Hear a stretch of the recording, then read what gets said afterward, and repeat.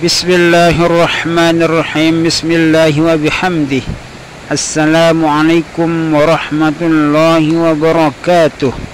Para subscriber yang dirahmati Allah Subhanahu wa taala, semoga kita selalu dalam keadaan sehat walafiat, panjang umur, murah rezeki yang halal, selamat dunia wal akhirah, mati dalam husnul khatimah, mati dalam husnul khatimah, mati dalam husnul khatimah, mati dalam husnul khatimah, masuk surga bighairi hisab, masuk surga bighairi hisab, masuk surga bighairi hisab, selalu dalam ridha dan maghfirah Allah Subhanahu wa taala fid dunya wal akhirah, selalu dalam pemeliharaan Allah Subhanahu wa taala dari segala macam mara bahaya dunia dan akhirah.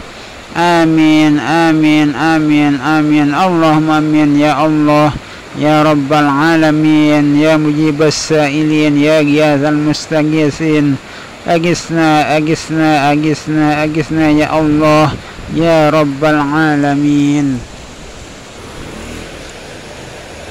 Saya kembali melanjutkan cerita tentang Abdul Hadi yang pernah menggunakan asma pukulan jarak jauh yang sangat ampuh.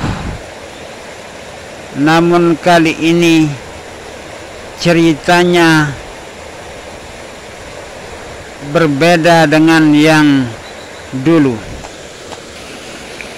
Si Abdul Hadi atau pemuda Abdul Hadi itu adalah seorang yang rajin mengamalkan ayat kursi sebanyak 300 kali setiap hari.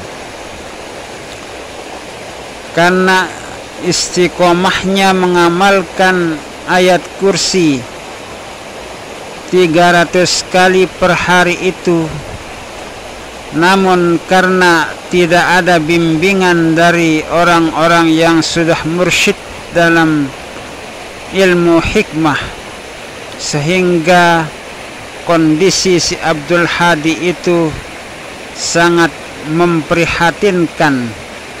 Setiap malam, yaitu begitu masuk waktu maghrib, kepalanya itu terasa sangat panas sekali. Kemudian karena panasnya kepala si Abdul Hadi tersebut, setiap maghrib kepala si Abdul Hadi itu sangat terasa panas sekali, sehingga si Abdul Hadi itu seperti orang gila dan dianggap orang gila oleh masyarakat sekitar rumah si Abdul Hadi itu. Karena si Abdul Hadi mengamuk dan keluar dari rumahnya untuk membawa sebuah pedang sambil sorak, keluar sampai pinggir jalan. Dan pada suatu malamnya, sekitar setelah sholat maghrib, dia pergi ke Pancor. Kemudian setelah pulangnya dari toko yang ada di Pancor itu untuk membeli sesuatu, dia berjalan-jalan menggunakan jalan kaki, tidak menggunakan sepeda motor, karena kebetulan mobil angkot pada malam itu kemungkinan sangat jarang sekali, sehingga si Abdul Hadi itu jalan-jalan dengan menggunakan jalan kaki, melewati jalan raya di depan perpustakaan Birrul Walidain atau di depan madrasah NWDI, Nahdlatul Wathon Diniyah Islamiyah.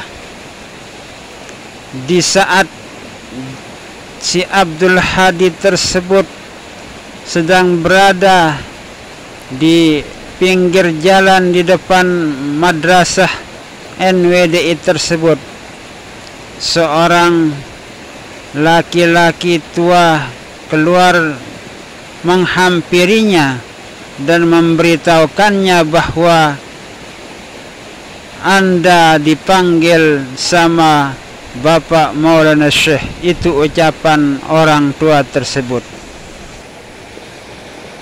Dari mana Bapak Maulana Syekh tahu bahwa Abdul Hadi itu berada atau sedang berada di depan Madrasah NWDI di Pancor pada saat itu?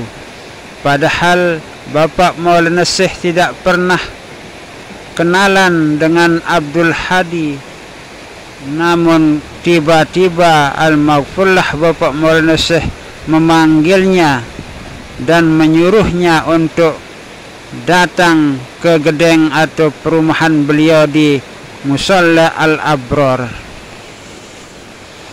Kok aneh dan ajaibnya, Al-Maghfurlah Bapak Maulana Syekh Tuan Guru Ki Haji Muhammad Zainuddin Abdul Majid itu mengetahui bahwa si Abdul Hadi itu sedang berada di depan Madrasah NWDI yang ada di Pancor. Lalu si Abdul Hadi pun mengikuti ajakan orang tua tersebut dan menghadap kepada Al-Maghfurlah Bapak Maulana Syekh. Kemungkinan di saat si Abdul Hadi itu menghadap kepada Bapak Maulana Syekh untuk diobati apa yang menjadi penyebab dari penyakit si Abdul Hadi yang menyebabkan kepalanya itu menjadi panas. Dan kemudian Al-Maghfurlah Bapak Maulana Syekh menyuruhnya untuk mencari seorang pembimbing agar jangan tersesat jalan, karena di setiap orang-orang yang selalu berkholwat atau mewiridkan sesuatu yang cukup banyak, biasanya setan iblis itu selalu hadir untuk mengganggu dan menjerumuskan orang-orang yang ingin mendekatkan diri kepada Allah Subhanahu wa ta'ala. Itulah bahayanya kalau kita tidak punya pembimbing di dalam berkhalwat atau mewiridkan sesuatu amalan dengan amalan yang cukup banyak. Berhati-hatilah teman-teman semua, bila teman-teman semua itu ingin mewiridkan sesuatu amalan dengan jumlah yang cukup banyak, maka setan iblis pun tidak akan tinggal diam untuk menggoda dan mengganggu serta menjerumuskan kita agar kita itu menjadi orang yang tersesat jalan. Nah, karena Al-Maghfurlah Bapak Maulana Syekh adalah kita akui seorang Sultanul Aulia, wali agung, wali besar, tentunya beliau itu punya sinyal yang kuat yang diberikan oleh Allah Subhanahu wa ta'ala untuk mengetahui orang-orang yang punya wirid yang cukup banyak. Orang yang mengamalkan ilmu-ilmu hikmah yang pernah diijazahkan oleh beliau itu, beliau bisa mengontrolnya dari rumah atau pegadengan beliau. Bila orang yang sedang mengamalkan ilmu hikmah yang pernah diterimanya itu sedang mengamalkannya di rumahnya atau di tempat-tempat yang lain, bisa dilihatnya dari rumah atau pegadengan beliau dengan kekuatan sinyal yang dimiliki oleh beliau sendiri.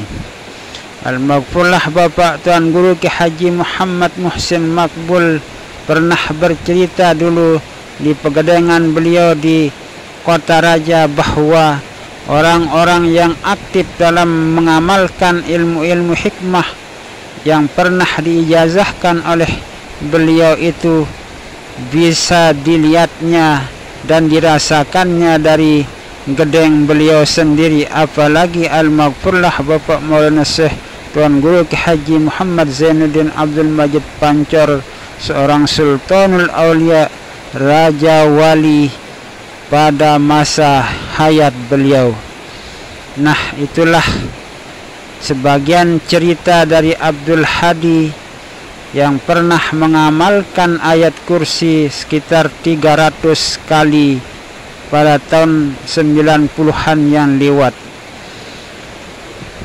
Semoga apa yang saya sampaikan ini bisa bermanfaat, menjadi ilmu bagi kita yang ingin mendekatkan diri kepada Allah Subhanahu wa taala dengan memperbanyak zikir wirid dengan jumlah yang cukup banyak, supaya kita mencari seorang pembimbing yang mursyid, agar kita itu bisa menanyakan atau curhat, menceritakan hal-hal kejadian yang kita temui di dalam khalwat kita itu. Si Abdul Hadi itu lanjutnya setelah menghadap kepada Al-Maghfurlah Bapak Maulana Syekh di malam itu, kemudian kami melihatnya di sebuah masjid dibimbing oleh seorang tuan guru yang cukup ahli dalam ilmu syariat dan ilmu hikmah, selalu berwirid, berzikir, memegang tasbih, yaitu salah satu dari cucu Al-Maghfurlah Bapak Maulana Syekh Tuan Guru Ki Haji Muhammad Zainuddin Abdul Majid Pancor, yaitu Al-Maghfurlah Bapak Tuan Guru Ki Haji Junaidi Al-Baghdadi Kelayu. Beliaulah yang menjadi pembimbing Abdul Hadi dalam berkhalwat atau berwirid. Terima kasih. Wallahu a'lamu bissawab. Wallahul muwaffiq wal hadi ila sabilir rasyad. Wassalamu alaikum warahmatullahi wabarakatuh.